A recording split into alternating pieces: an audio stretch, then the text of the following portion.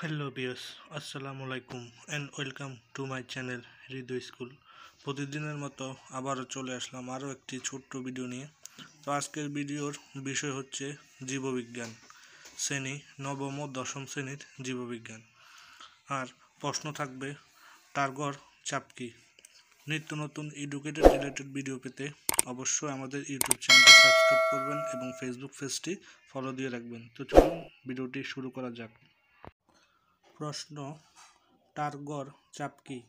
উত্তরটি হবে, টার্গর চাপ হলো কোষের মধ্যে এমন শক্তি যা কোষ প্রাচীরের বিরুদ্ধে প্লাজমা ঝিল্লিকে ধাক্কা দেয়।